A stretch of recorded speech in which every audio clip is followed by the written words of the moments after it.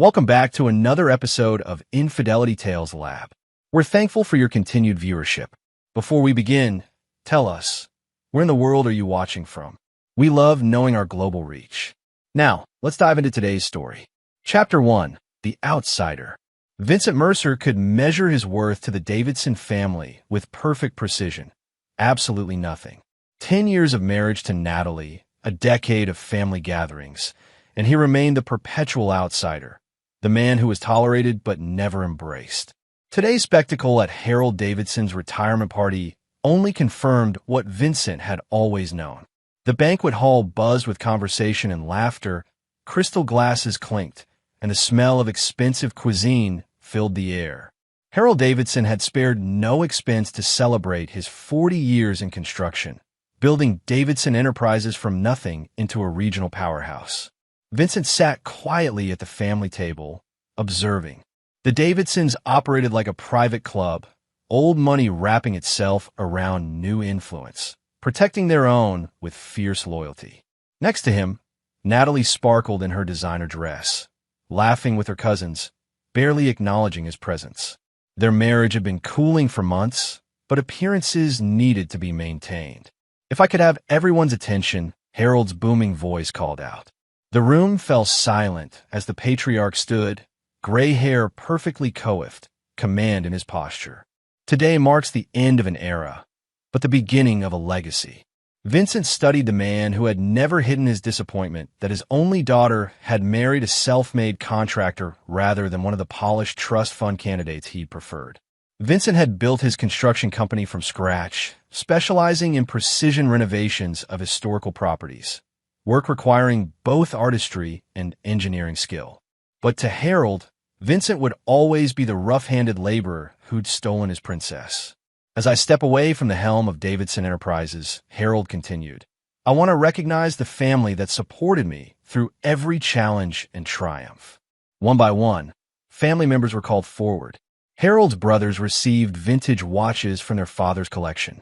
Nephews and nieces accepted envelopes containing deeds to vacation properties or stock certificates. Natalie's mother wiped away tears as she was presented with a diamond necklace to match the sparkle in her eyes that had captured his heart 45 years ago. Then came Natalie's turn. Harold's voice softened as he called his daughter forward, presenting her with a small wooden box. "The Davidson sapphires," he announced. "5 generations of Davidson women have worn them on their most important days. Now they're yours to cherish." Vincent watched his wife's eyes fill with tears as she embraced her father. He didn't expect anything himself, had never expected anything, so the surprise came not from being overlooked but from what happened next. "Vincent," Natalie appeared beside him, holding not a gift but a serving tray. "Could you take this back to the kitchen? They're short-staffed." He looked at the tray, then at his wife's expectant face. "You want me to bust tables at your father's retirement party?" "Don't make a scene," she whispered, her smile fixed for any watching eyes. "You're not real family. Just help out." The tray felt cold in his hands. 10 years. A decade of trying to earn a place at this table. Vincent stood, dignity intact, and turned toward the kitchen doors. "Actually," Harold's voice rang out, "there's one thing I saved for last." Vincent paused, the weight of eyes on his back. "Vincent, would you join me up here, son?" The room fell silent. Vincent set down the tray and approached the podium, feeling Natalie's stunned gaze following him. Harold placed a hand on Vincent's shoulder. 10 years ago, I thought my daughter had made a terrible mistake." Murmurs rippled through the crowd. "I saw only a contractor without pedigree or connections. What I failed to see was a man of vision and integrity." Vincent maintained his composure, though inside, conflict churned. After years of cold shoulders and thinly veiled condescension, Harold's sudden warmth felt suspect. While others in this family were born to privilege, Harold continued, Vincent built his success brick by brick with his own hands. He turned to face Vincent directly. "You've proven me wrong in every way that matters, and I'm man enough to admit it." Harold reached into his jacket and withdrew an envelope. "This isn't a gift, Vincent. It's something you've earned." He handed over the envelope. "The Westbrook Estate renovation contract. The Historical Commission unanimously selected your bid, though they don't know I've added a personal investment to ensure it becomes your signature achievement. Natalie's face had gone pale. The Westbrook estate was the most prestigious restoration project in the state, a contract worth millions that would cement Vincent's company among the elite firms. To Vincent Mercer, Harold raised his glass. The future of craftsmanship in this family. Applause filled the room, some genuine, some confused, some clearly reluctant. Vincent accepted the envelope with a firm handshake. "Thank you, Harold. I won't disappoint you." As he returned to his seat, Natalie touched his arm. "I had no idea," she whispered, her earlier dismissal apparently forgotten. Vincent said nothing, merely nodded. Something had shifted today, though not in the way anyone in the room might suspect. In that moment of public validation and private humiliation, a seed had been planted in Vincent's mind, a seed that would grow into something far darker than anyone could imagine. Chapter 2. Fault Lines. The Davidson sapphires gleamed against Natalie's throat as she examined her reflection, tilting her head to catch the light. Vincent watched from the doorway of their bedroom, his thoughts circling around the events of the previous night. "Harold has never endorsed anyone like that before," Natalie said, eyes meeting his in the mirror. "You should feel honored." "Is that what I should feel?" Vincent asked, his voice neutral.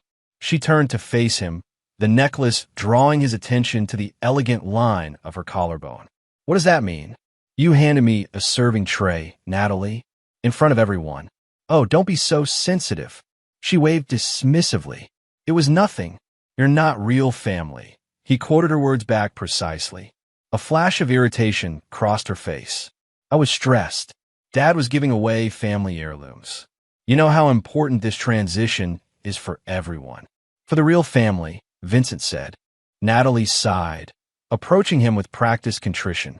"I'm sorry if I hurt your feelings." She smoothed his collar. "But look at what came of it. The Westbrook contract. This changes everything for your business." Vincent noted her choice of words. "Your business, not our future." Another hairline fracture in the foundation of their marriage. "Yes," he agreed. "It changes everything." Later that morning, Vincent drove to the Westbrook estate, a magnificent 19th century mansion that had fallen into disrepair. The Historical Commission had been seeking the right firm to restore it to its former glory while modernizing its infrastructure. Standing on the sweeping grounds, Vincent felt a familiar satisfaction. This was where he belonged, assessing structural integrity, imagining possibilities, solving the puzzles of restoration. His phone vibrated with a text from Parker Sullivan, his project manager and closest friend. "Congratulations on Westbrook. Champagne tonight?" Vincent texted back, "Site visit now. Me at office at 3. As he pocketed his phone, another text arrived from an unknown number. "Your father-in-law's endorsement came with strings attached.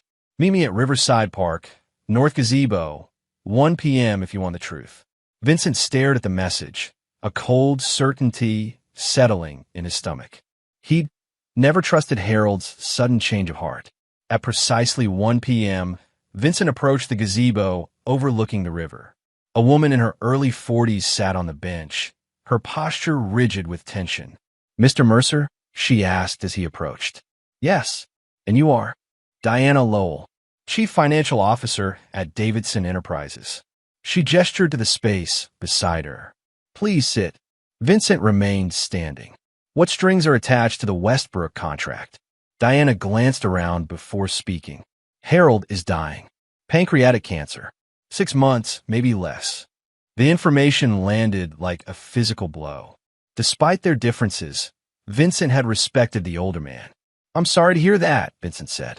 "But what does this have to do with me?" "Everything." Diana pulled out a tablet. "Harold's succession plan names you as interim CEO of Davidson Enterprises after his death." Vincent's surprise must have shown on his face. "Not what you expected?" Diana asked. "Not even close." "Why not Natalie or one of his nephews?" Diana's expression tightened. "Because Davidson Enterprises is in trouble. Serious trouble." She swiped through several documents on her tablet. "The company has been losing money for years. Harold's been covering it with personal funds and increasingly risky loans. When he dies, those loans come due. And he wants me to clean up his mess? He wants you to take the fall. Diana's eyes met his. Think about it. The outsider who suddenly gains control, then mismanages the company into bankruptcy. Meanwhile, the family assets will have been quietly transferred to a new holding company, one in which you have no stake. Vincent processed this, his expression revealing nothing. Why are you telling me this, Diana? Because I've worked for this company for 15 years. I've built my reputation on honest accounting, and I'm not going to prison for fraud. She handed him a flash drive. Everything's here. The shell companies, the diverted funds, the loan structures. Harold may be dying, but he's orchestrating one final con to protect the family fortune. And my wife? What's her role in this? Diana hesitated. Natalie has been on the board for 5 years, Mr. Mercer. She signs the quarterly reports. She knows. The pieces clicked into place. Natalie's increasing emotional distance, her sudden interest in company meetings, the late nights she claimed were spent with friends. There's more, Diana said quietly. About Natalie and Dominic Foster. Who's Dominic Foster? Harold's nephew, his sister's son. He joined the company 3 years ago as legal counsel. Diana couldn't meet his eyes. They've been close. Vincent felt something shift inside him. Not pain, but a cold, clarifying anger. How close? I've said enough. Diana stood. What you do with this information is your choice, Mr. Mercer. But be careful. The Davidsons protect their own. After Diana left, Vincent sat alone in the gazebo, turning the flash drive over in his hands. The foundation of his life, his marriage, his business relationships, his future plans, had just revealed its fatal flaws. Like any master builder, Vincent knew that when a foundation couldn't be repaired, the only option was to demolish and rebuild. His phone buzzed again. Natalie, dinner with Dad tonight. He wants to discuss the transition. Wear the blue suit. Vincent texted back a simple confirmation, his mind already mapping a different sort of transition, one that would leave nothing of his old life standing. Chapter 3. Hidden Chambers. The Anderson project had been Vincent's first major restoration, a Victorian-era home with hidden rooms and passageways that had tested his ingenuity. Now, sitting in his home office while Natalie prepared for their dinner with Harold, Vincent applied those same skills to unraveling the hidden structures of his marriage. Diana Lowell's flash drive had revealed a labyrinth of financial deceptions, accounts in the Cayman Islands, falsified profit reports, and systematic looting of the company's pension fund. But Vincent was more interested in the personal communications folder. Emails between Natalie and Dominic Foster dating back 2 years painted an intimate picture of betrayal. Hotel receipts, plans coordinated around Vincent's business trips, discussions of their future together once the situation was resolved. Vincent felt strangely calm as he read through their exchanges. The man he had been a week ago might have felt devastated. That man was gone now, replaced by someone colder and more calculating. His phone rang. Parker Sullivan. I've got the initial assessment for Westbrook, Parker said when Vincent answered. But there's something off about the contract terms. The payment schedule's unusual. In what way? Vincent asked, though he already suspected the answer. Major payments backloaded, with your company fronting most of the expenses. If anything goes wrong mid-project, you'd be exposed financially. As designed, Vincent murmured. What? Nothing. Listen, Parker, I need you to do something for me. Quietly. Of course. What's going on, Vince? I'll explain everything soon. But right now, I need you to transfer the Anderson documentation to a secure server. All of it, especially the technical specs for the security system. Silence on the line. Parker had helped design that system, a state-of-the-art setup that allowed the homeowner to monitor and control every aspect of the property remotely. Vince, that's proprietary client information. We can't just. It's for a similar installation, Vincent interrupted. I'll handle the permissions. Just give me those files. After ending the call, Vincent opened his personal safe and removed a small black notebook, his contingency plan journal. For years, he documented potential business threats and their countermeasures, a habit that had saved his company more than once. Now, he began a new entry. Threat: Davidson family conspiracy to destroy my company and reputation players. Harold, Natalie, Dominic Foster, unknown others timeline. Accelerated due to Harold's illness. Verify medical records, vulnerabilities, control of information, legal exposure, emotional manipulation assets, advanced knowledge, technical skills, liquid reserves and separate accounts, the Anderson system. Vincent closed the notebook as Natalie appeared in the doorway, stunning in a deep blue dress that complemented her eyes. "You're not dressed," she observed. "We need to leave in 20 minutes. "I'll be ready," Vincent assured her. "Just finalizing some notes on Westbrook." She smiled, coming to perch on his desk. "Dad's really excited about your involvement. He's been telling everyone how visionary you are." "That's quite a change from not real family," Vincent remarked. Natalie's smile faltered. "Are you still upset about that?" "I told you I was sorry." "No, not upset." Vincent stood and kissed her forehead. "Just adapting to my new position." "Well, adapt into your suit," she teased, patting his chest. "Tonight's important." Vincent watched her leave, then turned back to his computer to send one final email before dinner. Its recipient, Diana Lowell. Its content, a proposal she wouldn't be able to refuse.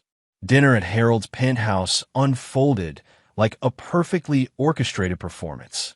Crystal gleamed, fine wine flowed, and Harold Davidson held court at the head of the table. Every inch the patriarch, despite the new gauntness in his face that Vincent now recognized as the mark of his illness. "The Westbrook restoration will be the crown jewel of your portfolio," Harold was saying, raising his glass to Vincent. "And just the beginning of our new partnership." "I'm honored by your confidence," Vincent replied, the appropriate amount of gratitude in his voice. "Family supports family," Harold declared.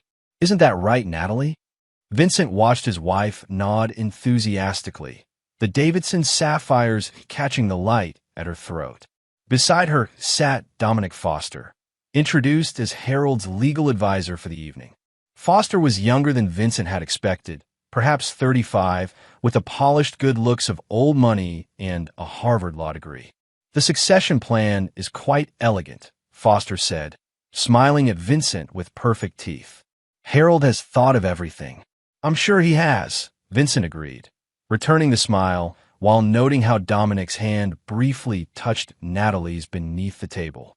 As dinner progressed, Vincent played his role flawlessly, the grateful son-in-law being welcomed into the inner circle at last. He asked the right questions about the company structure, expressed appropriate concern about Harold's health, and deferred to the family's greater experience in corporate matters. "You'll have full operational control," Harold explained, with the family board providing strategic guidance. "And a convenient scapegoat when it all collapses," Vincent thought, but said, "I appreciate your trust, Harold. I won't let you down." "I know you won't, son." Harold's eyes, sharp despite his illness, held Vincent's. "You're a builder. You understand that sometimes you have to tear something down to make it stronger." The double meaning hung in the air between them, a challenge issued and accepted in the same breath. Later, as they prepared to leave, Harold took Vincent aside in his study. "There's one more thing." He withdrew a small wooden box from his desk. "This is for you, a symbol of my trust." Vincent opened the box to find an antique pocket watch, its case engraved with the Davidson family crest. "This belonged to my grandfather," Harold said, "the first Davidson builder." "I can't accept this," Vincent said, understanding exactly what this gesture meant. Not inclusion, but evidence. A gift to the son-in-law just before the company's collapse would suggest Vincent had been welcomed and trusted completely. "I insist." Harold pressed the box into Vincent's hands. "Your family now." Vincent closed his fingers around the box, thinking of the other gift Harold had planned for him: financial ruin and public disgrace. "Thank you," Vincent said quietly. "I'll treasure it." On the drive home, Natalie chatted excitedly about their new future, while Vincent listened in silence. When they arrived home, he declined her suggestion of a nightcap, claiming fatigue. In their bedroom, Vincent watched as Natalie carefully removed the sapphire necklace, placing it in its velvet-lined box with reverent hands. "Beautiful, aren't they?" she said, catching his reflection in her mirror. Yes, Vincent agreed, thinking not of the jewels, but of what was to come. Some things are too precious to lose. Later, while Natalie slept, Vincent stood at their bedroom window, Harold's pocket watch in his palm. Every building had its weak points, the places where pressure, properly applied, would cause the entire structure to fail. The Davidson family empire was no different.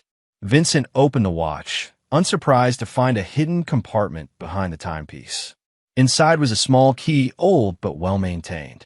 Another piece of the puzzle, another hidden chamber waiting to be explored. The builder in Vincent appreciated the craftsmanship of Harold's plan. The husband in him mourned what had been lost. But the man he was becoming, that man began to construct something new from the ruins of his trust. A design not of restoration, but of calculated retribution. Chapter 4. Excavation. You've been quiet all week, Natalie observed over breakfast, 3 days after their dinner with Harold. Is something wrong with the Westbrook project? Vincent looked up from his tablet, where he'd been reviewing the information Diana Lowell had been sending him.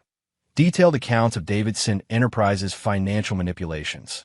Just focused, he replied, offering a reassuring smile. A project this size requires complete attention. Well, don't forget we have the charity gala tomorrow night, Natalie reminded him. The whole family will be there, plus half the city's business leaders. Dad wants to introduce you as the future of Davidson Enterprises. Vincent nodded. The future of Davidson Enterprises. I wouldn't miss it. After Natalie left for her Pilates class, though Vincent now knew she was meeting Dominic Foster at the Lakeside Hotel, he drove to the offices of Mercer Restoration. The company he'd built from nothing occupied 3 floors of a renovated warehouse downtown. Its exposed brick walls and reclaimed timber beams a testament to his philosophy of honoring the past while building for the future. Parker Sullivan was waiting in Vincent's office, concern etched on his features. At 45, Parker had been with Vincent since the beginning, a structural engineer whose brilliance was matched only by his loyalty. I've secured those Anderson files you asked for, Parker said without preamble. Now will you tell me what's going on? You've been different since the retirement party. Vincent closed his office door. What I'm about to tell you involves serious legal risks. If you want to walk away after hearing it, I'll understand. Parker's expression hardened. 10 years, Vince. Have I ever walked away? For the next hour, Vincent laid out everything.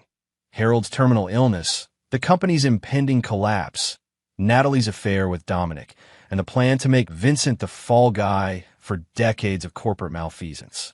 Parker listened in stunned silence, then let out a low whistle. Jesus, Vince. What are you going to do?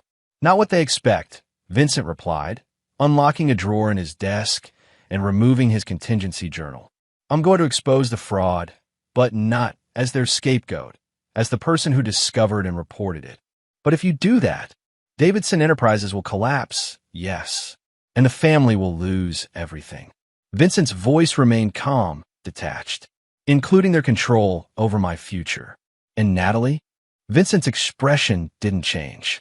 My wife made her choice when she decided to betray me, both personally and professionally. This isn't like you, Vince, Parker said quietly. You've always been the guy who fixes things, not the one who tears them down. Sometimes Vincent quoted Harold's words back to him, you have to tear something down to make it stronger. He opened his journal to a fresh page and began writing. I need your help with 4 things. First, quietly transfer our most valuable contracts to our subsidiary company. Second, prepare legal documentation showing that I discovered financial irregularities at Davidson Enterprises during my preliminary review. That's getting into dangerous territory, Parker warned. Third, Vincent continued as if he hadn't heard. I need the Anderson security system reconfigured for a new installation. And fourth, I need it done by tomorrow night. Parker stared at him. The gala? What are you planning? Vincent closed his journal. Justice, Parker. Nothing more or less than what they deserve. That afternoon, Vincent visited the Westbrook estate again, this time with a different purpose. While the historical commissioner guided him through the property, pointing out architectural features that needed preservation, Vincent was cataloging hiding places, sight lines, and potential security vulnerabilities. The original owner was quite paranoid, the commissioner explained as they entered a wood-paneled study. This room contains 3 hidden compartments that we know of. Vincent examined the intricate woodwork, identifying the subtle pressure points that would reveal the hidden spaces. Fascinating craftsmanship. We've been hesitant to modernize this room too much, the commissioner continued. The historical integrity will be maintained completely, Vincent assured him. In fact, I'd like to preserve these security features as a demonstration of period technology. Later, alone in the study, Vincent examined the antique key from Harold's pocket watch. The craftsmanship matched the era of the house. Not a coincidence, he was certain.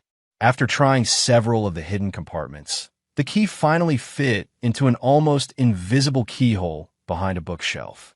The compartment contained a single document, a deed to the Westbrook estate itself, dated 1892, bearing the name Davidson. Of course, Vincent murmured, photographing the document. It wasn't just any house. Harold wasn't merely offering Vincent a prestigious restoration contract. He was asking him to restore the original Davidson family home, lost generations ago and now reacquired. The symbolism would have been poetic if it weren't so manipulative. That evening, Vincent received a text from Diana Lowell. Foster moved up the timeline. Transfer papers being prepared for your signature after the gala announcement. Full dossier on his activities in your secure email. Vincent thanked her, then opened the encrypted email on a dedicated laptop. The dossier revealed that Dominic Foster had orchestrated similar schemes at 2 previous companies, joining as trusted legal counsel, identifying a potential scapegoat, then managing the controlled implosion while protecting key assets. A pattern, then, not personal malice against Vincent specifically, but a calculated strategy that had worked before. The knowledge should have been comforting, but instead, it hardened Vincent's resolve. He would not be another name on Foster's list of victims. He sent a brief response to Diana, tomorrow night. Be ready. When Natalie returned home that evening, flushed and apologetic about her extended lunch with friends, Vincent greeted her with a tender kiss. I've been thinking, he said, stroking her hair. You were right. I've been distant this week. Relief flooded her features. You have been. I was worried. The pressure of the Westbrook project, your father's announcement tomorrow, it's a lot to process. He took her hands in his. But I'm grateful, Natalie, for everything. Guilt flickered briefly in her eyes. What brought this on? Perspective, Vincent said simply. Tomorrow night is a new beginning for us. I want us to enter it with nothing but honesty between us. Honesty, she repeated, not meeting his gaze. Is there anything you want to tell me? Vincent asked gently. Anything at all? For a moment, it seemed she might confess. Her lips parted, her breathing quickened. Then she shook her head. No, nothing. Vincent nodded, accepting her choice. Then let's enjoy tonight. I've made reservations at Antonio's, your favorite. Over dinner, Vincent was the attentive husband they both pretended he had always been. He asked about her day, complimented her dress, and shared amusing anecdotes from the Westbrook site visit. Not once did he hint at his knowledge of her betrayal or his plans for retribution. It was only as they were leaving the restaurant that Vincent paused, as if struck by a sudden thought. I almost forgot, he said, reaching into his pocket. A gift for tomorrow's announcement. He presented her with a small velvet box. Inside was a pair of sapphire earrings.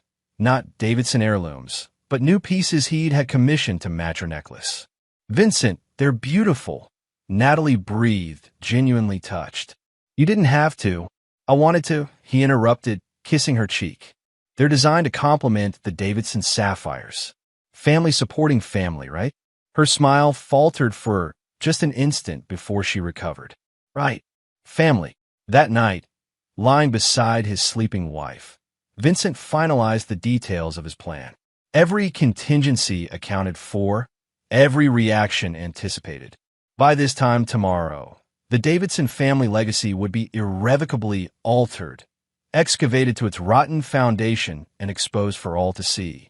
Vincent closed his eyes, not to sleep, but to visualize the blueprint of his vengeance, a design more precise and unforgiving than any building he had ever created.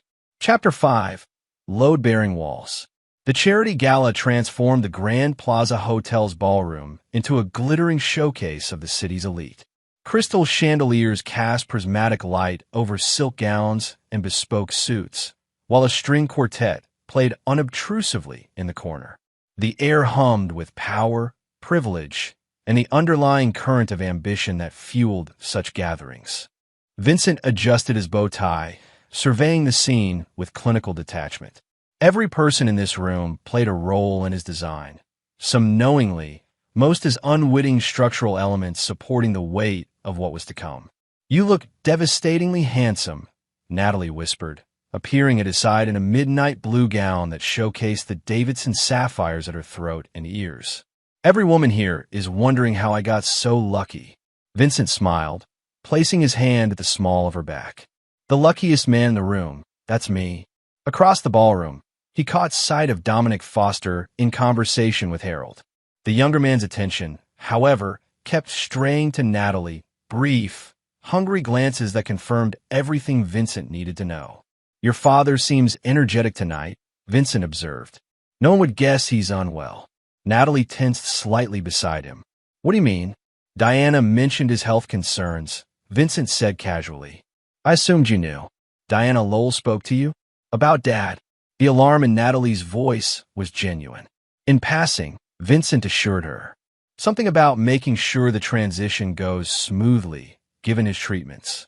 Before Natalie could respond, Harold himself approached, his public persona firmly in place despite the pallor beneath his tan. "There's my visionary son-in-law," Harold boomed, clapping Vincent on the shoulder. "Ready for your grand introduction?"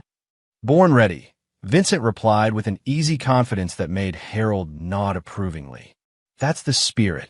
Harold turned to his daughter. "Natalie, the McAllisters are asking for you. Something about the Children's Hospital fundraiser."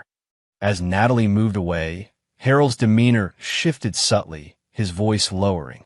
"Foster tells me you've been asking questions about the company structure, studying the financial reports." "Due diligence," Vincent explained. "If I'm to step into your shoes, I need to understand exactly what I'm walking into." Harold studied him carefully. "And what do you think you're walking into, Vincent?" "A complex situation that requires a steady hand." Vincent met his father-in-law's gaze without flinching. "Fortunately, I'm good with complicated structures." A flash of something, respect, perhaps, or wariness, crossed Harold's face. "Indeed you are. That's why I chose you." He checked his watch. 20 minutes until the announcement. "I suggest you use that time to circulate. Make connections. These people will be instrumental to your success. Or witnesses to my destruction," Vincent thought, but didn't say. As Harold walked away, Vincent felt his phone vibrate with a text from Parker. "Systems activated. Monitors accessible on your secure tablet. Diana, in position." Vincent acknowledged with a single letter, K, then made his way through the crowd, shaking hands and exchanging pleasantries with the city's business leaders, politicians, and socialites. Each conversation was brief but purposeful, laying groundwork for what would follow. At the bar, he encountered Dominic Foster ordering champagne. 2 glasses, Foster specified, before noticing Vincent. "Ah, the man of the hour." "Excited about the announcement?" "Anticipating it," Vincent replied, accepting a whiskey from the bartender. "Though I admit, I'm still learning the intricacies of Davidson Enterprises." Foster smiled, the expression not reaching his eyes. "It's a complex organization. Fortunately, you'll have the family board to guide you through the challenging parts. I've always found that the best way to understand a structure is to examine its foundation," Vincent said, raising his glass in a toast. "What lies beneath tells you everything about stability."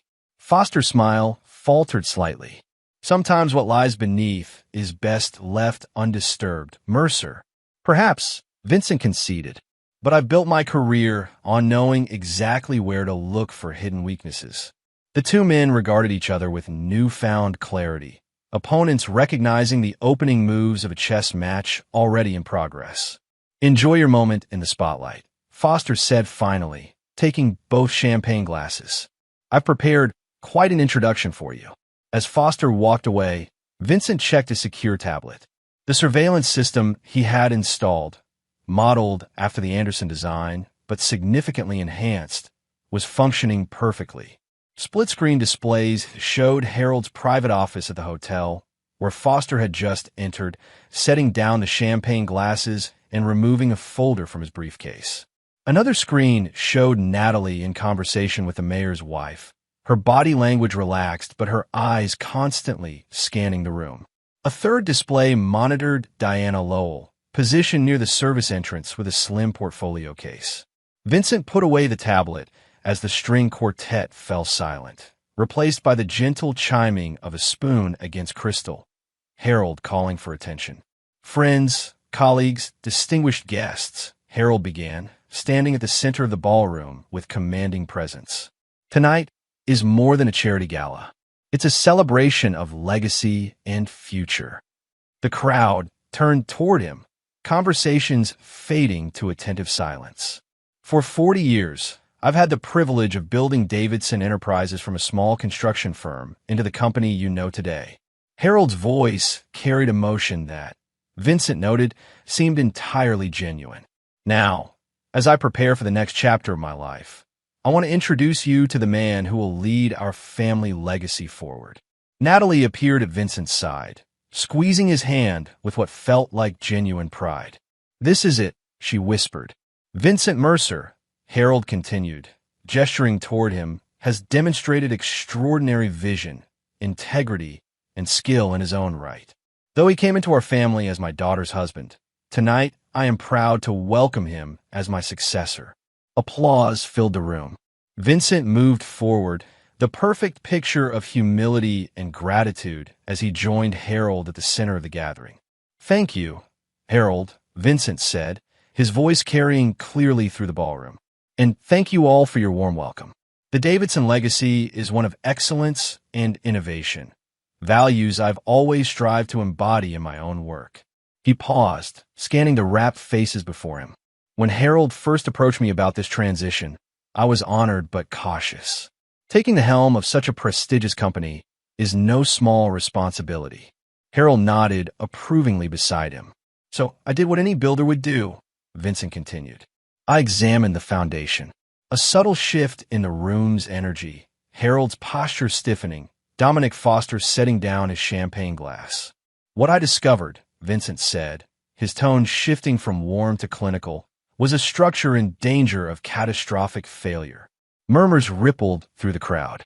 Harold stepped closer, laying a warning hand on Vincent's arm, which Vincent smoothly evaded. "Davidson Enterprises," Vincent announced clearly, "has been systematically defrauded for the past 7 years. Pension funds diverted, profits hidden in offshore accounts, loans secured against falsified assets." The room erupted in shocked whispers. Harold's face drained of color. "Vincent," he hissed, "what are you doing?" "Exactly what you trained me to do," Vincent replied quietly. "Tearing down to rebuild." Before Harold could respond, Vincent raised his voice again. "As evidence of these assertions, I provided the SEC with comprehensive documentation." He nodded toward the rear of the ballroom, where federal agents were already entering through the main doors. Simultaneously, Diana Lowell stepped forward from her position near the service entrance, catching the attention of the nearest reporter. "As Chief Financial Officer of Davidson Enterprises," she said clearly, "I can confirm Mr. Mercer's allegations and provide supporting documentation." Chaos erupted. Guests backed away from Harold and Vincent, creating a visible divide in the crowd. Natalie pushed through to her father's side, her face a mask of shock and betrayal. "You can't do this," she whispered furiously to Vincent. "This is my family."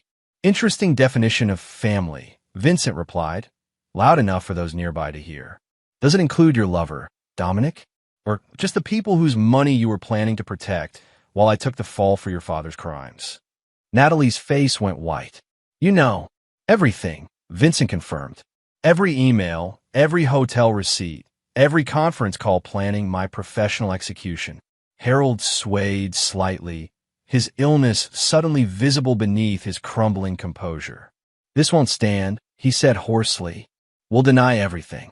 It's your word against decades of documented evidence." Vincent interrupted, as federal agents approached their position, including the files in Foster's briefcase upstairs, the ones outlining how ownership of company assets would transfer to shell corporations after my appointment.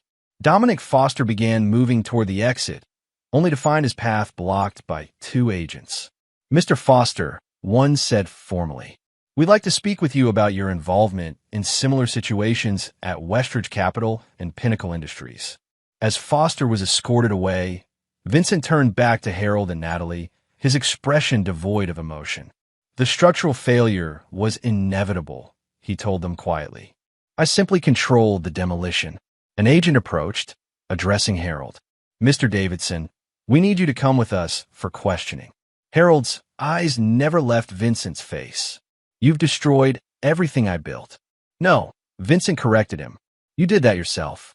I'm just the one who refused to be buried in the rubble."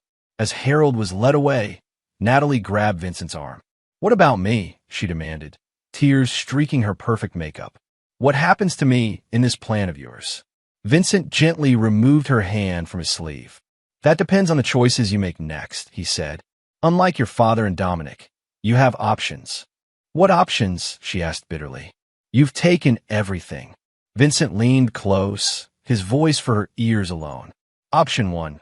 Cooperate with the investigation, return the money you've hidden in your private account, and walk away with your freedom and a clean slate."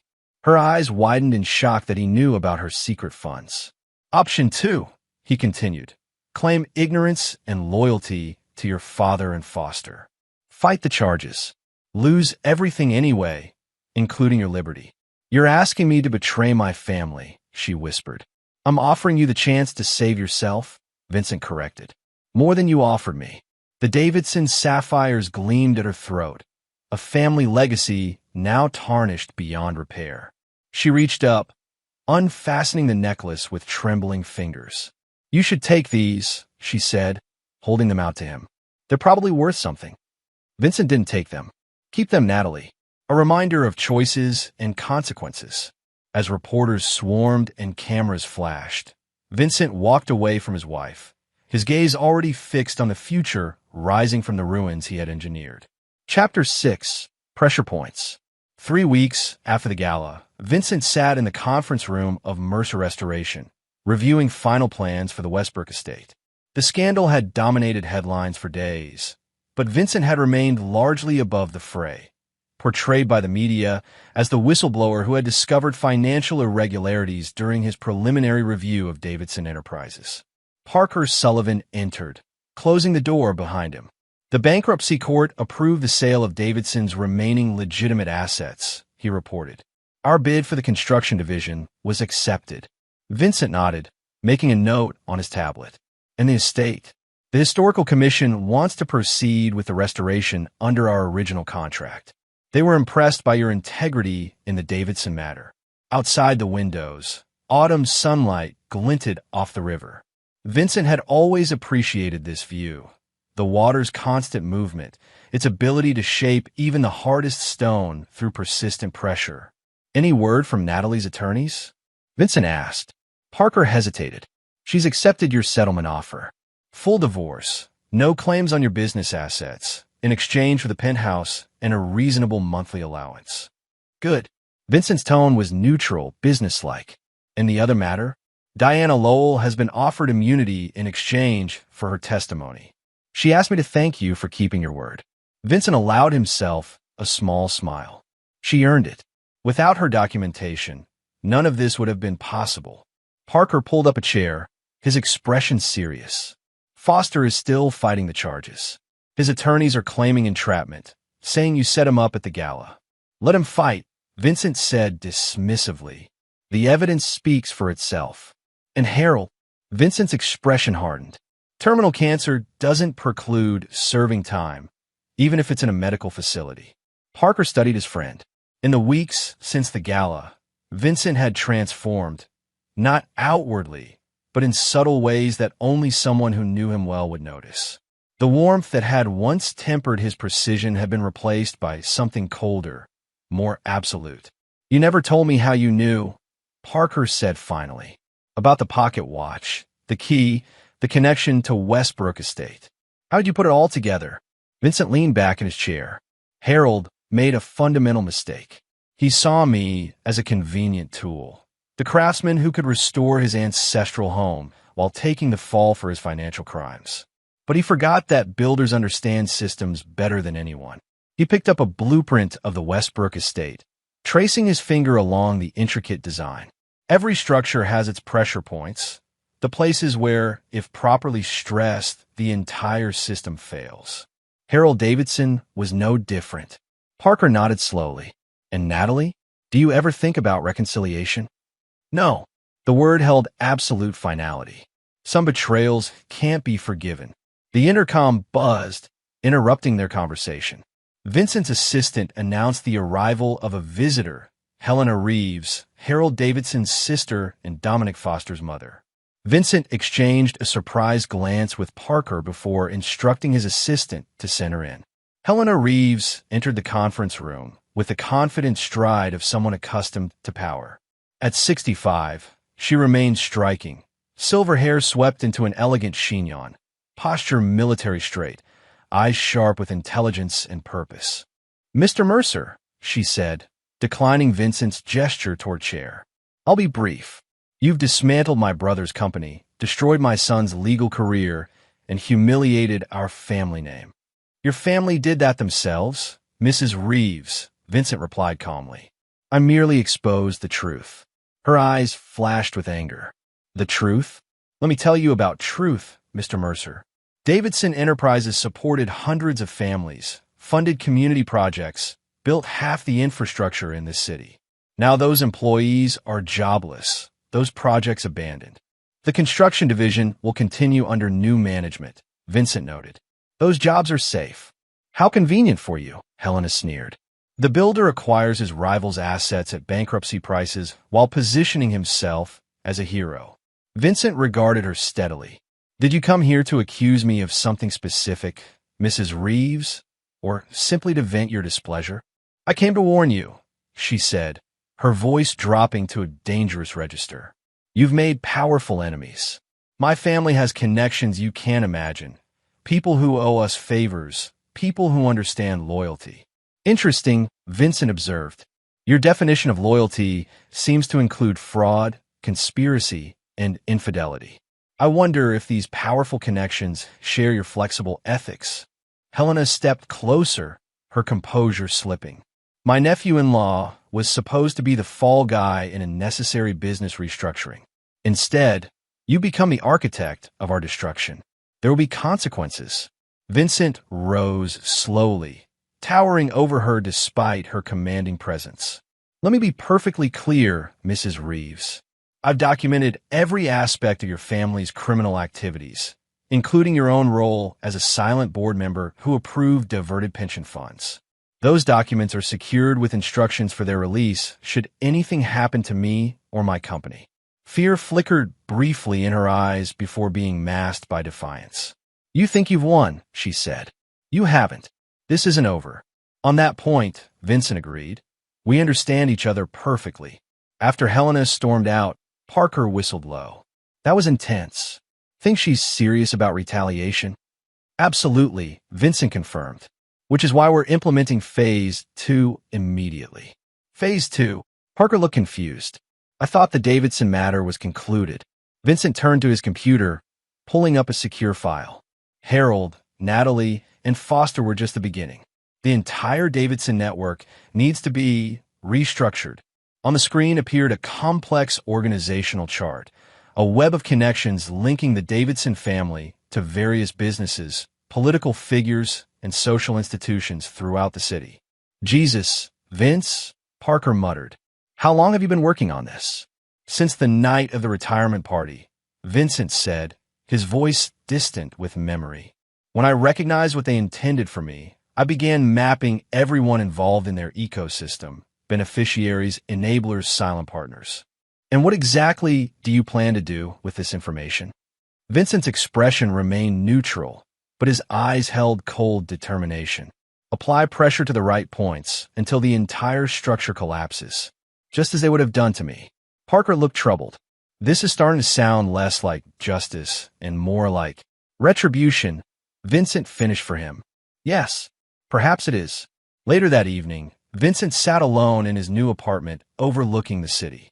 The space was minimalist, functional, a deliberate contrast to the lavish penthouse he had shared with Natalie. Here, every element served a purpose, without ornamentation or sentimentality. His phone chimed with a text from an unfamiliar number. They're planning something. Meeting tonight at the Winslow Club. Foster, Helena, and 3 others. Details in your secure email. DL. Vincent sent a brief acknowledgement, then opened his laptop to check the encrypted message from Diana Lowell. Her position as the state's key witness against the Davidsons had not diminished her value as Vincent's inside source.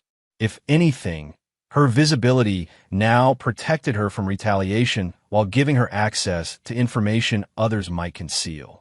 The email contained meeting details, security arrangements, and a list of attendees, including 2 names that surprised even Vincent. Powerful connections indeed. He opened his contingency journal, adding these new players to his organizational chart.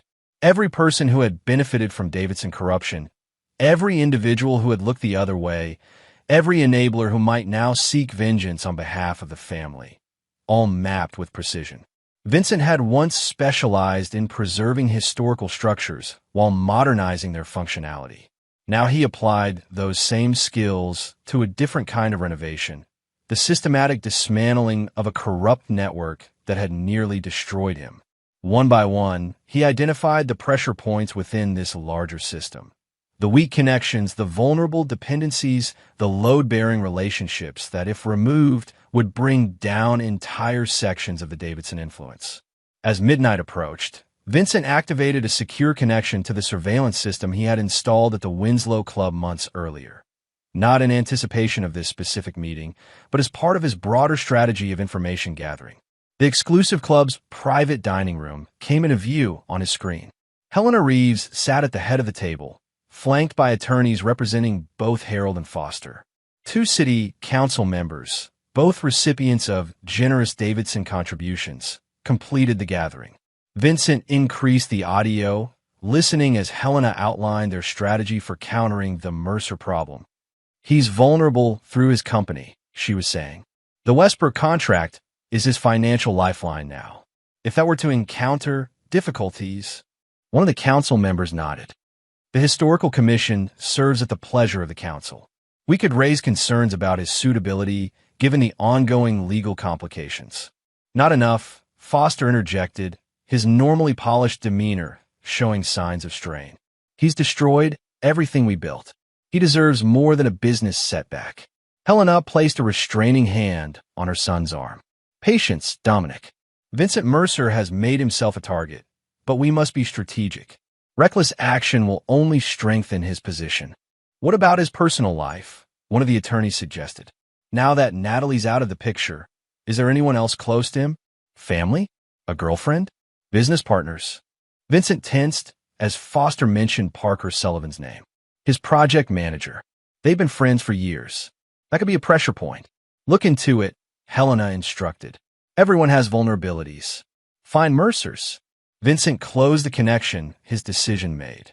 Phase 2 would accelerate immediately. The Davidsons had survived on intimidation and leverage for generations. Now those same tactics would be turned against them with methodical precision. He picked up his phone and drafted a message to Diana. Time to implement the Westbrook Protocol. All targets. No exceptions. Her response came almost immediately. Understood. Files ready for distribution. Point of no return, Vincent. Are you certain? Vincent thought of Natalie's words at the retirement party. You're not real family. He thought of the serving tray in his hands, the weight of a decade's humiliation. He thought of Harold's calculated plan to build him up only to destroy him. He thought of Foster and Natalie planning their future together while orchestrating his downfall. His reply was simple. Proceed. Chapter 7. Controlled Collapse.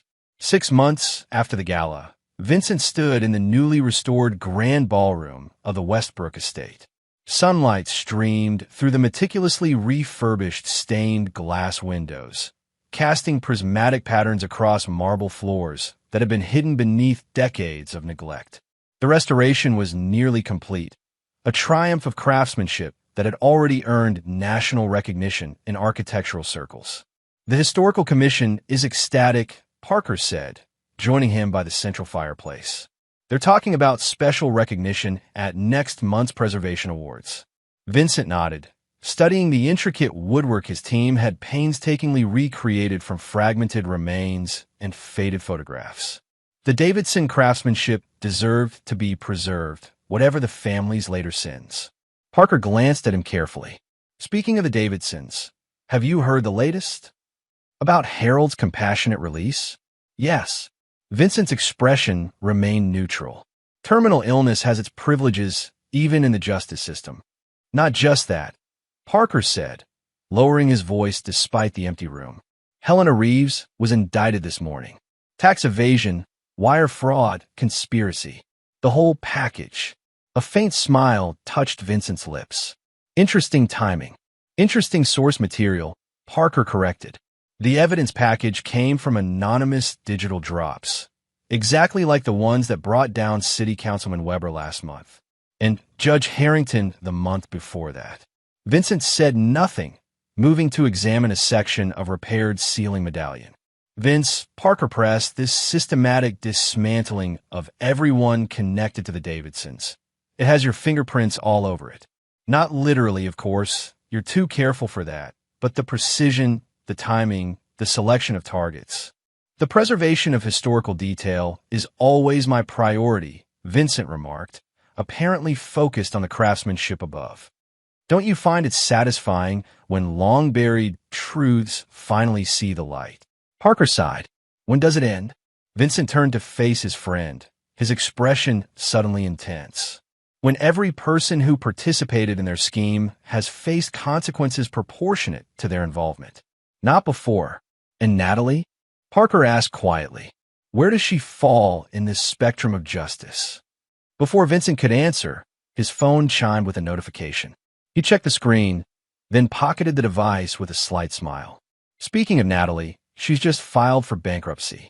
Apparently, the lifestyle she maintained after our divorce exceeded her settlement allowance. Parker looked troubled. You're monitoring her finances? I monitor everyone who might pose a threat, Vincent said matter-of-factly. The Davidsons still have resources and connections. Parker, vigilance is necessary. A construction worker appeared in the doorway, hesitantly interrupting their conversation. Mr. Mercer? We've uncovered something unusual behind the library wall. You might want to take a look. This something unusual proved to be a hidden vault, not marked on any of the historical plans, its existence apparently forgotten until the restoration work had revealed its outline behind damaged wood paneling. Vincent dismissed the workers, examining the vault door with professional interest. The mechanism was sophisticated for its era, a combination lock rather than a keyed entry. Think it's empty? Parker asked, running his hand over the aged metal surface. No, Vincent replied with curious certainty. The Davidsons never left value behind. He placed his ear against the door, fingers working the dial with practiced precision. Years of restoration work had given him an intuitive understanding of period mechanisms. After several methodical attempts, he felt the satisfying click of tumblers aligning. The heavy door swung open, revealing a space approximately 6 feet square. Metal shelving lined 3 walls, mostly empty but for a few leather-bound ledgers and a single wooden box similar to the one that had held the Davidson sapphires. Vincent approached the box first, opening it carefully. Inside, nestled on faded velvet, lay a signet ring bearing the Davidson family crest, the same symbol engraved on Harold's pocket watch. Family artifacts, Vincent murmured, lifting the ring for closer inspection. Parker picked up one of the ledgers, flipping through yellowed pages covered in faded handwriting. These look like the original account from when the house was built, he observed. Construction costs, materials, worker payments. Vincent set down the ring and took the ledger from Parker, scanning the entries with growing interest. Not just construction records, he said after a moment. Look at these notations in the margins. The marginalia, written in a different hand from the main entries, detailed additional arrangements with city officials, property acquisitions from reluctant sellers, and competitive advantages gained through means left deliberately vague. The Davidson Empire's true foundation, Vincent said, a note of grim satisfaction in his voice, built on corruption from the very beginning. He gathered the ledgers, along with the ring box. These will be useful. For the historical record? Parker asked, though his tone suggested he already knew the answer. Vincent's smile was cold. History should be accurate, don't you think? Especially family history. Later that day, Vincent sat in his office reviewing the newly discovered documents. The ledgers provided context for what he had already suspected. The Davidson legacy had been built on corruption, intimidation, and fraud from its inception. The current generation had merely continued a family tradition. His intercom buzzed. "Mr. Mercer, there's a Ms. Davidson here to see you. She doesn't have an appointment." Vincent paused, surprised. "Natalie?" "No, sir. She says her name is Claire Davidson, Harold Davidson's granddaughter from his first marriage." Vincent frowned. He had researched the Davidson family extensively and had found no record of Harold having children from any marriage before his union with Natalie's mother. "Send her in," he instructed, quickly activating recording protocols on his office security system. Claire Davidson entered with the confident stride of someone accustomed to commanding attention. In her early 30s, she bore a striking resemblance to Harold, the same piercing eyes and authoritative presence, though her auburn hair and more delicate features suggested her mother's genetics had tempered the Davidson characteristics. "Mr. Mercer," she said, extending her hand. "Thank you for seeing me without an appointment." Vincent shook her hand, gesturing toward a chair. "I wasn't aware Harold had a granddaughter." "Few people are," Claire replied, sitting with perfect posture. "My mother, Harold's daughter from his first marriage, was effectively erased from the family narrative after she refused to participate in certain business practices." Vincent studied her with cautious interest. "Why come to me now?" "Because you've done what no one else could or would," Claire said directly. "You've exposed the corruption that has sustained my grandfather's empire for generations." "Your timing is convenient," Vincent observed. "The Davidson family assets are being liquidated. Harold is dying under house arrest. And suddenly an unknown heir appears." Claire smiled, a gesture that transformed her features from merely attractive to genuinely striking. "I'm not here for assets, Mr. Mercer. I have my own resources. I'm here because we share a common interest." "Which is?" "Justice," she said simply. "My mother spent years gathering evidence of Davidson crimes, evidence she intended to bring to authorities before her convenient accident 12 years ago." Vincent leaned forward slightly. "What kind of accident?" "A car with failed brakes on a mountain road," Claire said, her composure slipping to reveal a flash of old pain. "The investigation found no evidence of tampering, despite clear signs of brake line damage." "I'm sorry for your loss," Vincent said, with genuine sympathy. "But that doesn't explain why you've come to me rather than the authorities investigating the current cases." Claire reached into her handbag, removing a flash drive which she placed on Vincent's desk. "Because what's on this drive doesn't just implicate my grandfather or his immediate circle. It exposes decades of systematic corruption involving judges, politicians, business leaders, many still in positions of power." Vincent made no move to touch the drive. "And you think I'm what?" "Your ally in this broader crusade. I think you understand something fundamental about the Davidsons that law enforcement doesn't," Claire said. "This isn't about a few illegal financial transactions. It's about a dynasty built on manipulation and fear. Taking down Harold, Foster, and Helena is merely pruning the branches. The roots remain intact." Vincent felt a curious resonance with her words, an echo of his own conclusions after discovering the Westbrook ledgers. "These roots you mention, how deep do they go?" "To the founding of this city," Claire answered without hesitation. "The original Davidson, the one who built Westbrook Estate, was a master of leveraging secrets and exploiting weaknesses. Every generation since has refined his methods." She gestured toward the flash drive. "Everything is there. Names, dates, transactions, evidence trails. My mother spent 20 years compiling it. At considerable risk, apparently," Vincent noted. Claire's expression hardened, a risk that ultimately cost her life. I've spent the last decade adding to her work, waiting for the right moment and the right ally to bring it forward. Vincent still didn't touch the drive. Why me, Ms. Davidson? Why not take this directly to federal prosecutors? Because 3 federal prosecutors are implicated in these files, she replied calmly. Because you've already demonstrated both the courage to confront my family and the strategic mind to do it effectively. And because you, unlike law enforcement, aren't constrained by bureaucracy or political considerations. Vincent leaned back in his chair, studying her carefully. Claire Davidson represented either an invaluable ally or an elaborate trap, potentially both. What exactly are you proposing? He asked finally. A partnership, Claire answered. My information, your strategy. Together, we can dismantle not just the Davidson empire, but the entire corrupt network it's part of. Vincent considered her offer in silence. The systematic dismantling he had been orchestrating was already more extensive than anyone outside his inner circle realized. Claire's resources could accelerate the process significantly if she was genuine. I'll need to verify your information, he said at last, picking up the flash drive. And your identity. Claire nodded, seemingly unsurprised. I expected nothing less. You'll find DNA test results on the drive, confirming my relationship to Harold.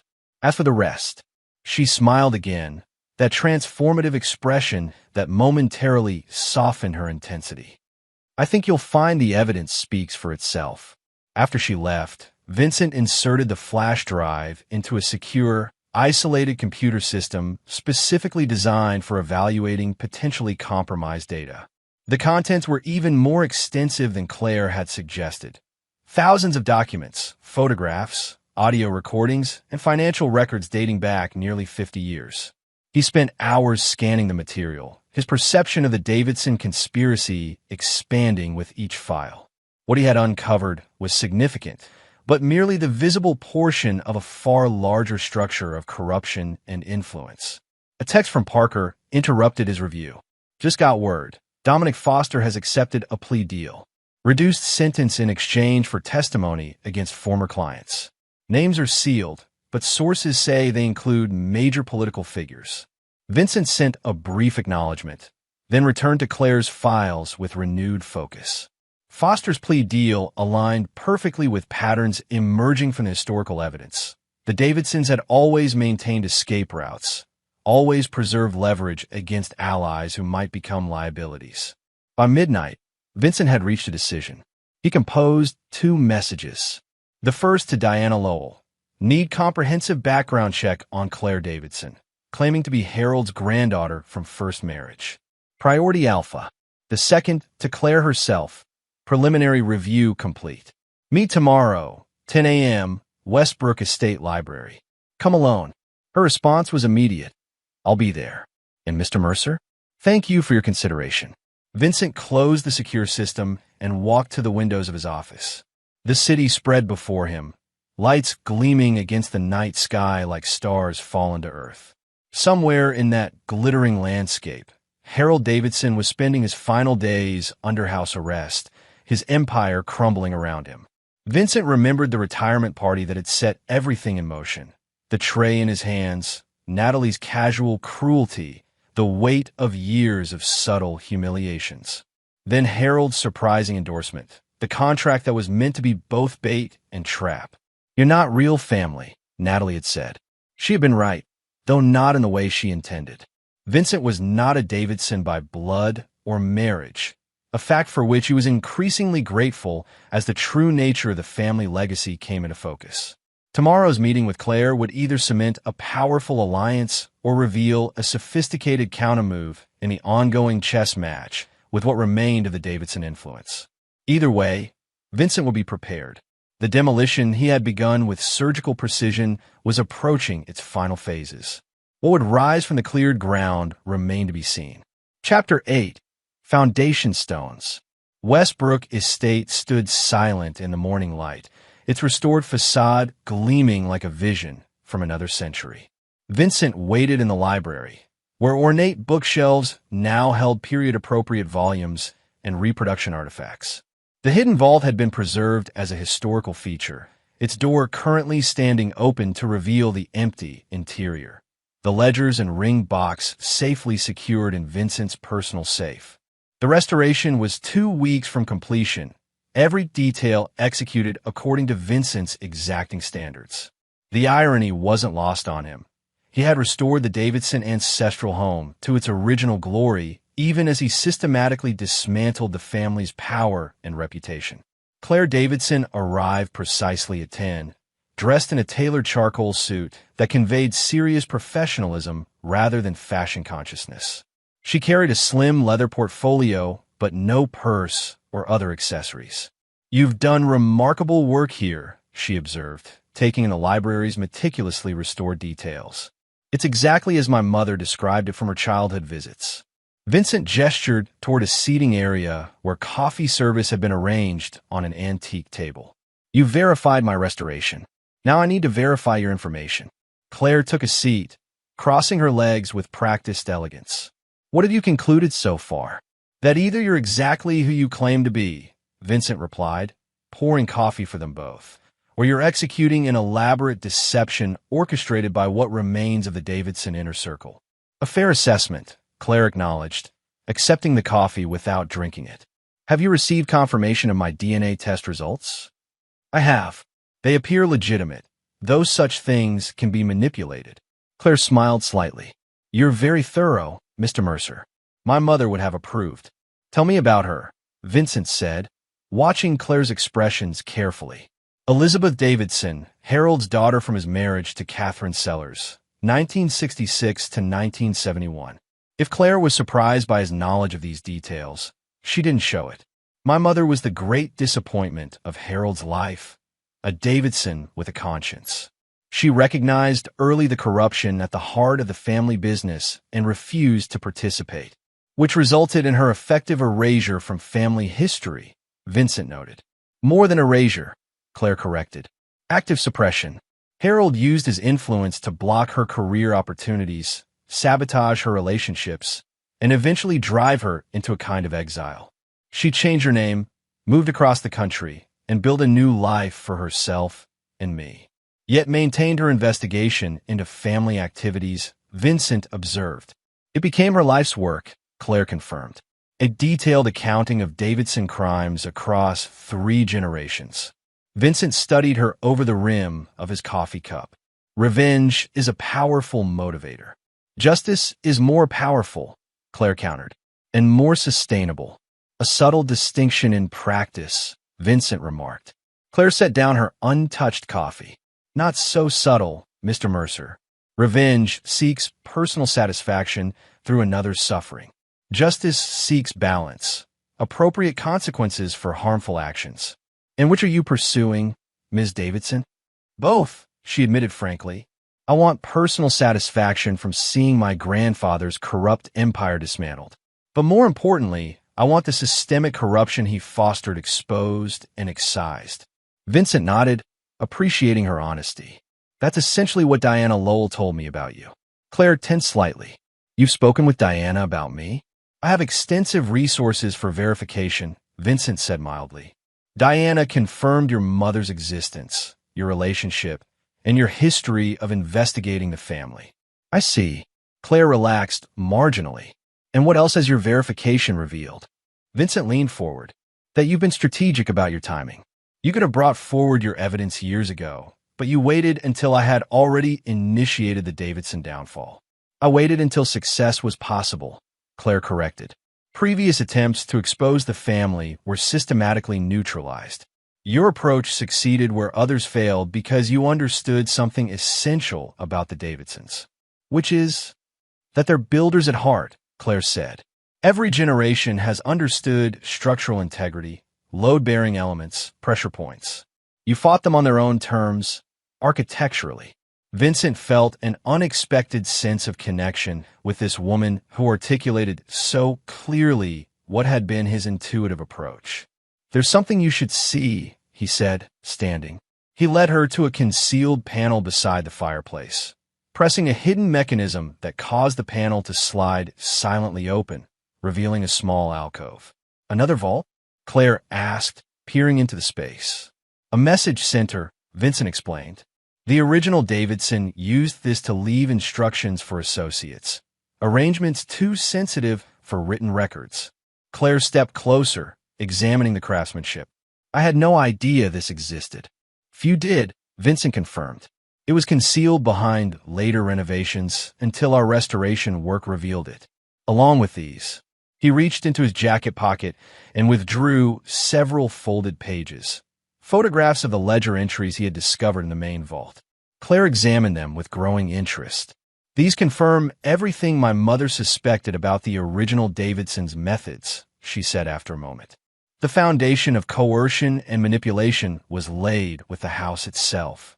Which brings us to our potential partnership, Vincent said, taking the pages back. You have historical evidence. I have current leverage and strategic position. Together, we could indeed dismantle the entire corrupt network stemming from your family's influence. But you have concerns, Claire intuited. One primary concern, Vincent acknowledged. Your motivation. Specifically, what you expect to gain personally from this alliance. Claire's expression turned contemplative. A reasonable question. I have no interest in Davidson assets or influence. My professional life as an investigative journalist is quite separate from my family history. A journalist? Vincent raised an eyebrow. That wasn't in your background check. I use a professional pseudonym, Claire explained. Alexandra Winters. Perhaps you've read my exposés on corporate fraud in the healthcare industry. Vincent had indeed read those pieces, meticulously researched investigations that had led to regulatory overhauls and several high-profile prosecutions. Impressive work, but it doesn't answer my question about personal gain. Claire met his gaze directly.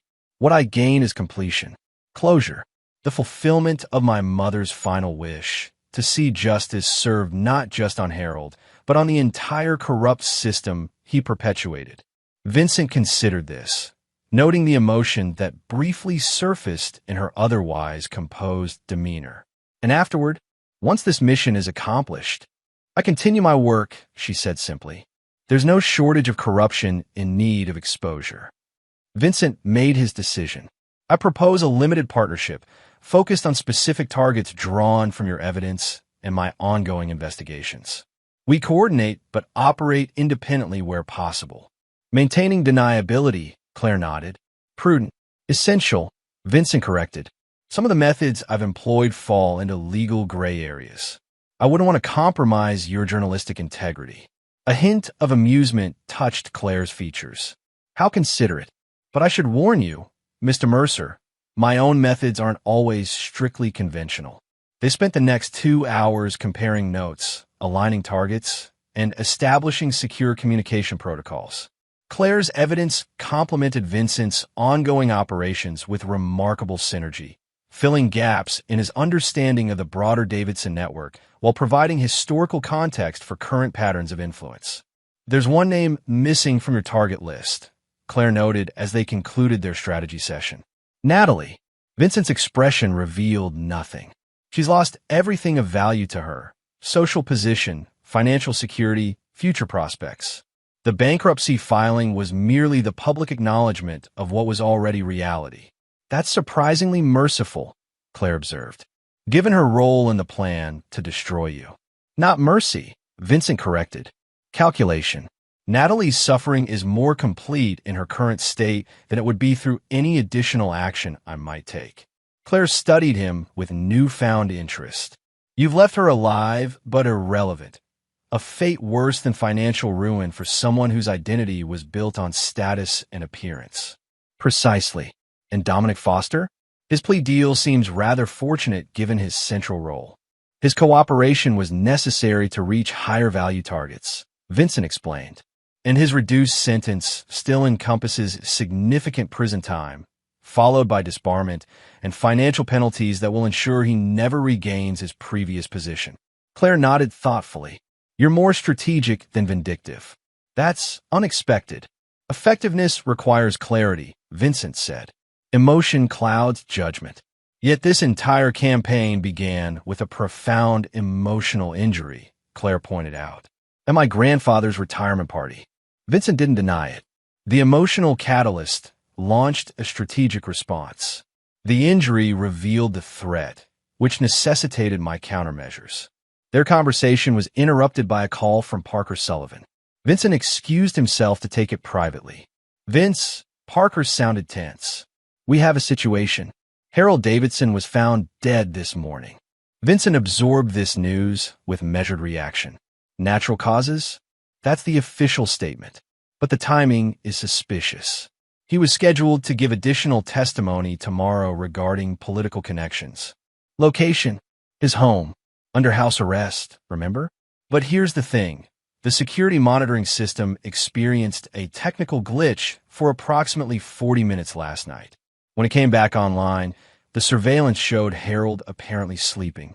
He was found unresponsive by his nurse this morning. Vincent processed this information quickly. Who had access to his residence?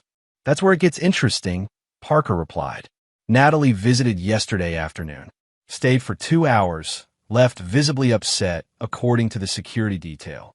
"Interesting indeed," Vincent murmured. "Keep me updated on any developments." "And Parker?" "Increase our own security protocols immediately." When Vincent returned to the library, Claire was examining the architectural plans for Westbrook Estate displayed on one wall. "My grandfather is dead," she said without turning around. "I just received notification." Vincent studied her posture, looking for signs of distress or relief. "How do you feel about that?" "Complicated," Claire admitted, finally facing him. "The man was a monster in many ways, yet still my blood. I've spent so long pursuing justice for his crimes that I never considered how I'd feel when he was actually gone." "Justice outlives its targets," Vincent observed. "His death doesn't end our work." Claire nodded, composing herself. "If anything, it makes it more urgent. Without Harold as the central figure, the remaining network will reconfigure itself. Adapt, possibly become more dangerous." "My thoughts exactly," Vincent agreed. "We should accelerate our timeline." As they refined their strategy in light of this development, Vincent found himself increasingly impressed by Claire's analytical abilities and strategic insight.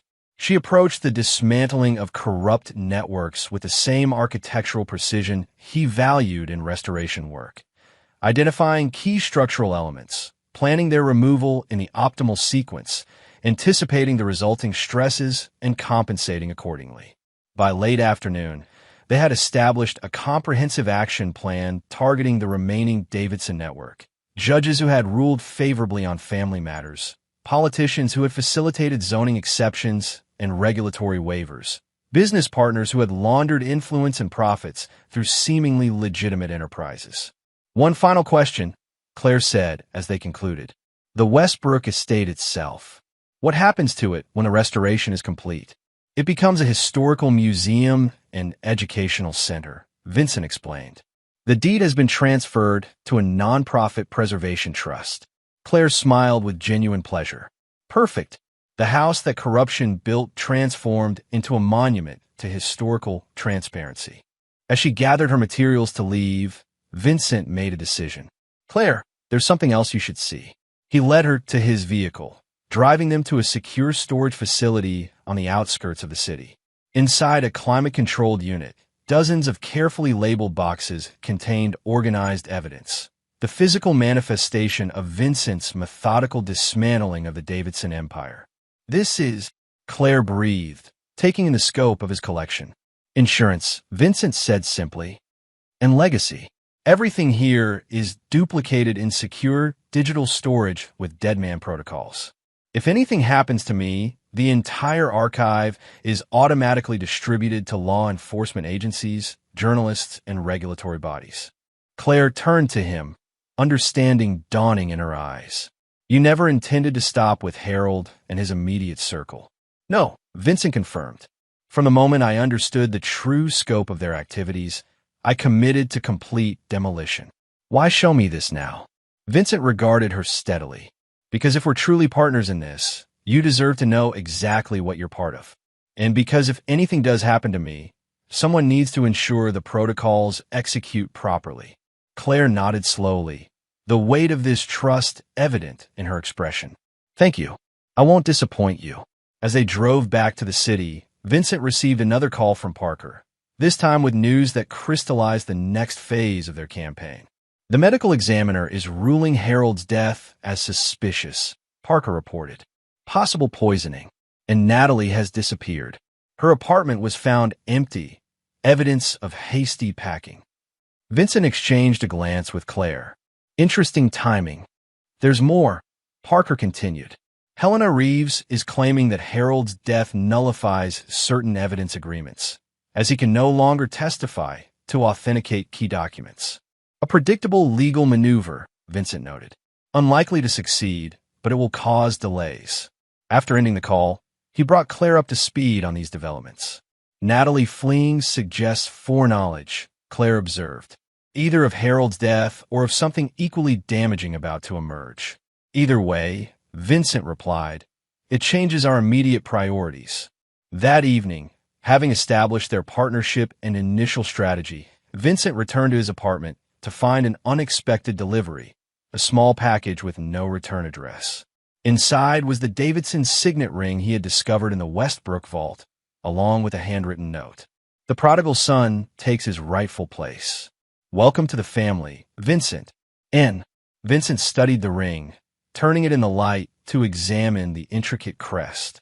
Then, with deliberate finality, he placed it in a small evidence bag, labeled it meticulously, and added it to his growing archive of Davidson crimes and manipulation. Natalie's message was clear. She saw his methodical dismantling of her family's empire not as destruction, but as succession. In her mind, Vincent had become a Davidson in all but name, employing their own tactics against them with a skill that perversely earned her respect. She couldn't have miscalculated more completely. Vincent wasn't becoming a Davidson. He was ensuring that what the Davidsons represented would be systematically eradicated, not just their wealth and influence, but the entire corrupt foundation they had established across generations. He sent a brief text to Claire. Phase 1 complete. Phase 2 begins tomorrow. Be ready. Her response came moments later. Ready and committed. No mercy, no exceptions. Vincent smiled faintly at the echo of his own uncompromising philosophy. Perhaps she was more like him than he had initially recognized, determined, methodical, and absolutely unwilling to forgive those who had caused irreparable harm. The demolition was entering its final phase. What would rise from the cleared ground was becoming clearer. Not a new empire built on the corrupt foundation of the old, but something fundamentally different. A structure of accountability, transparency, and justice that would make the corruption of the past impossible to rebuild. Chapter 9. The Final Beam. 1 year to the day after Harold Davidson's retirement party, Vincent stood alone on the terrace of the fully restored Westbrook estate. The property's formal gardens had been replanted according to original designs, though the modern irrigation system concealed beneath the classical landscape ensured sustainability that the original Davidson builder had never considered. The grand opening of the Westbrook Historical Center was scheduled for the following day, a civic celebration expected to draw officials, preservationists, and media from across the country. The Davidson family home had been transformed into a museum dedicated to architectural preservation and historical transparency, with one wing specifically focused on documenting the rise and fall of corrupt power structures in the city's development. Vincent's phone chimed with a notification. The final judgment in the Davidson Enterprises bankruptcy proceedings had been entered. The remaining legitimate assets had been distributed to creditors, pension claimants, and various restitution funds.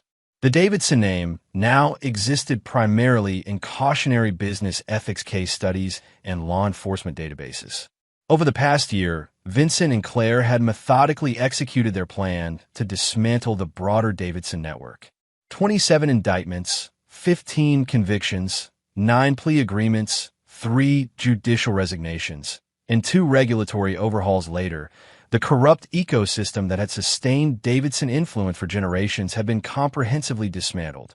Claire had published a series of explosive investigative articles under her Alexandra Winters byline, documenting the historical pattern of corruption with evidence so irrefutable that even the most powerful figures implicated had been unable to evade consequences. Her work had earned national recognition, including a prestigious journalism award.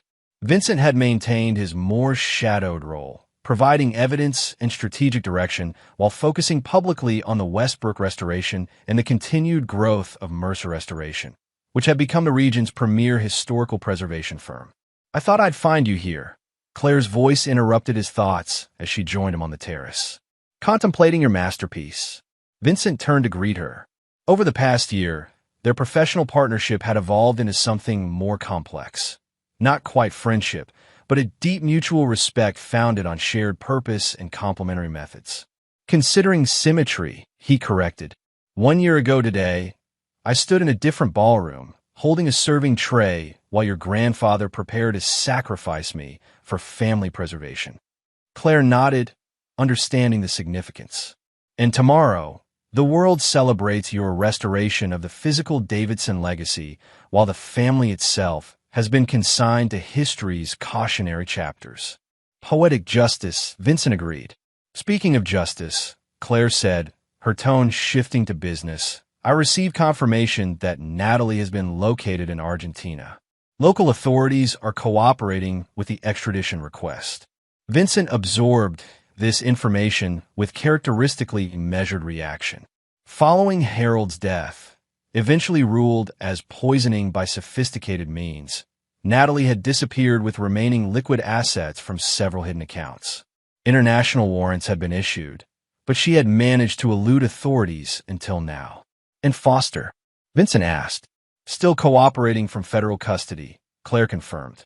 "His testimony in the Westridge case was particularly effective. 3 more indictments expected next week." Vincent nodded, satisfied with the progress. "And Helena?" "Sentencing next month. Her health is failing, but not quickly enough to keep her from significant prison time." They stood in comfortable silence, surveying the grounds of the estate that symbolized both the beginning and end of Davidson influence.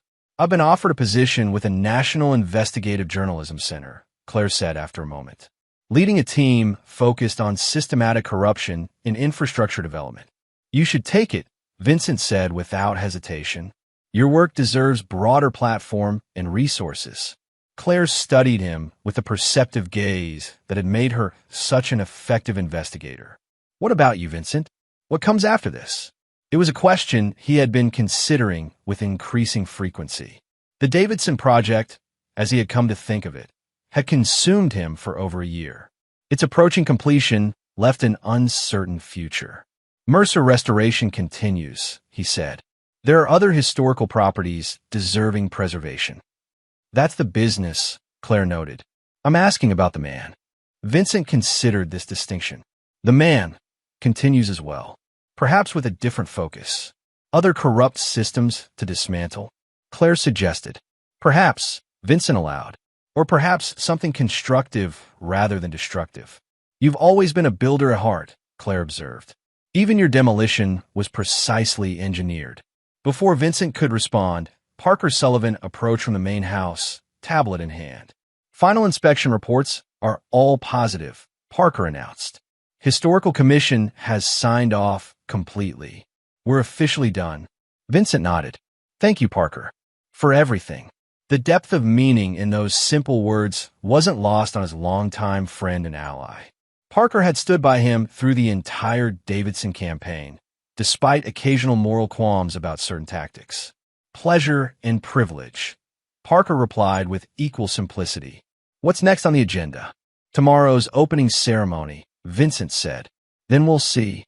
After Parker returned to the house, Claire's phone chimed with a notification.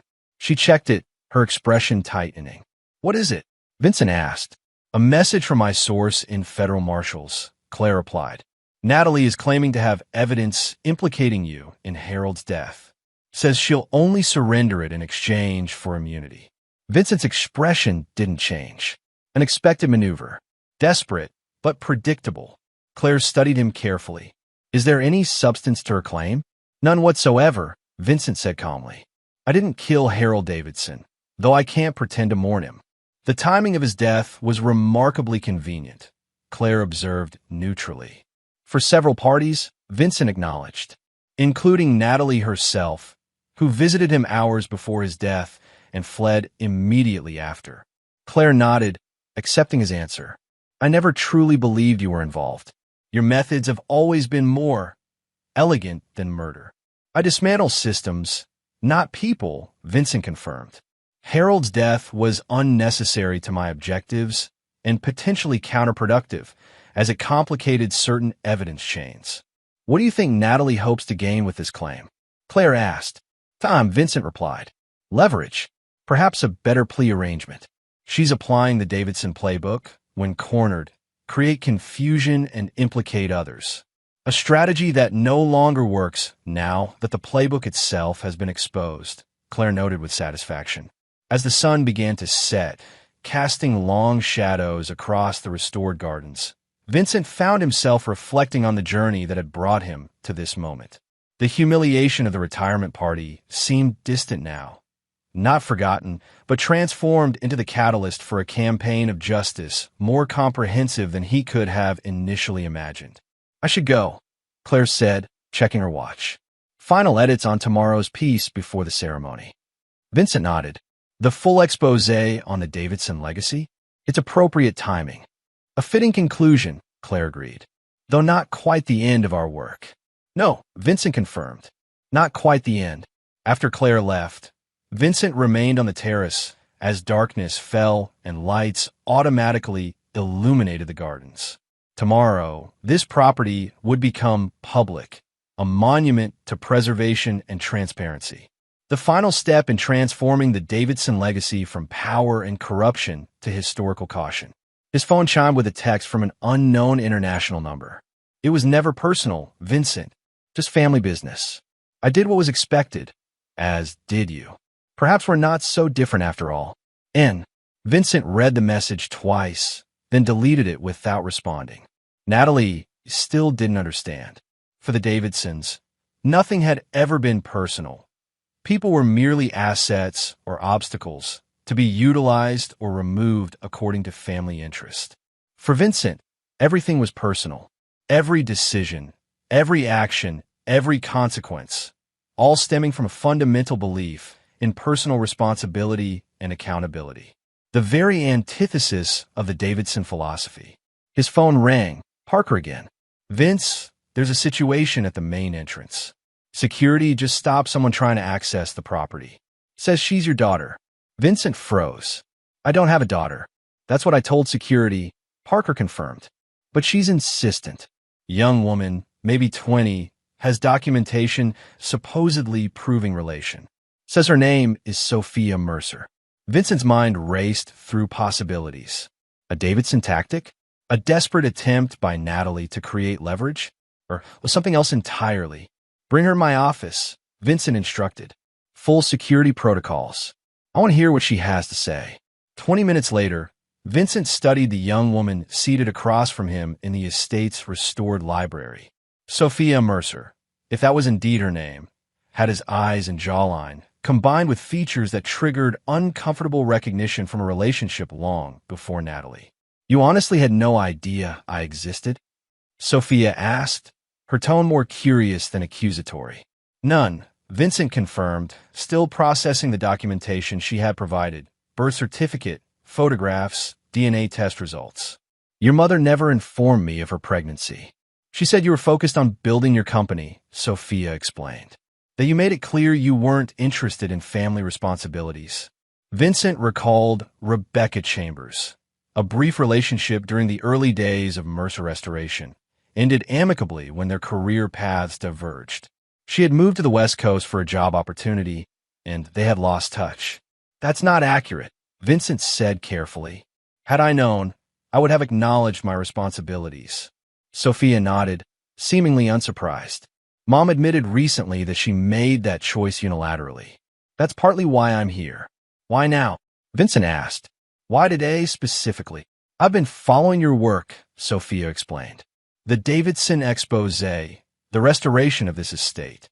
I'm studying architectural preservation at university. Your company's approach is revolutionary. Vincent absorbed this information, noting the precise way she analyzed the room's restoration details even as they spoke, a familiar trait that resonated uncomfortably. That explains your interest in my work, Vincent acknowledged. Not your timing. Sophia met his gaze directly, another familiar trait. Mom is dying. Cancer. She wanted me to know my father before. She paused, composing herself. I've known about you my whole life. She kept detailed records, followed your career. I've just been working up the courage to make contact.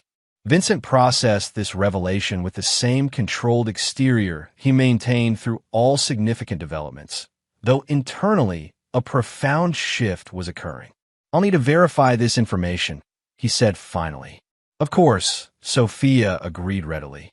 I expected nothing less. The conversation continued for another hour. Sophia, describing her upbringing in Seattle, her education, her own interest in historical architecture that had developed independently of any knowledge of her father's specific expertise. Throughout, Vincent observed her mannerisms, her analytical approach to describing complex subjects, her careful emotional containment, all reflecting aspects of himself so precisely that DNA verification seemed almost redundant. After security escorted Sophia to accommodations arranged at a nearby hotel, with promises of continued conversation the following day pending verification, Vincent sat alone in the library, considering this unexpected development. Parker joined him, concern evident in his expression. Initial verification checks support her claims, he reported. Rebecca Chambers exists, worked for Wallace Design until her medical leave 3 months ago. Sophia's educational records match her story. Vincent nodded, processing. Continue comprehensive verification. Discreetly. Of course, Parker agreed. But Vince, she does look like you. Yes, Vincent acknowledged. She does. After Parker left, Vincent returned to the terrace. The restored Davidson estate spread before him in moonlight. The symmetry he had noted earlier had taken on new dimensions. As he completed the dismantling of one family legacy built on corruption and manipulation, the possibility of a genuine family connection had emerged unexpectedly. His phone buzzed with a text from Claire.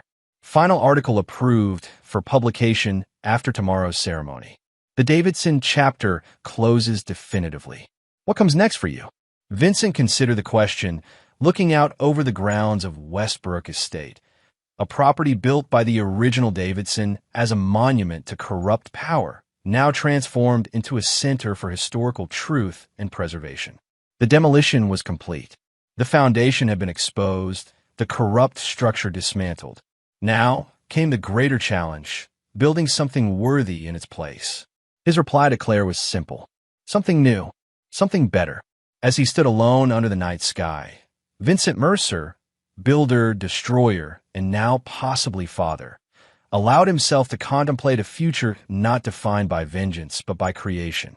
The final beam of his demolition project would become the first stone of something entirely different.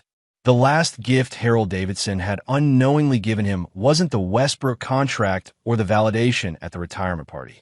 It was the catalyst for complete transformation, the opportunity to dismantle not just the Davidson empire, but the limitations of his own past. Tomorrow, the world would witness the culmination of his vengeful precision. But after that would come something even Harold Davidson could never have anticipated. A legacy built on truth rather than deception, creation rather than destruction, and a foundation strong enough to support generations to come. Vincent smiled faintly at the symmetry of it all, standing exactly 1 year later, no longer an outsider holding a serving tray, but the architect of his own destiny and perhaps, unexpectedly, a family legacy worthy of preservation. And there you have it. Another story comes to an end. What did you think?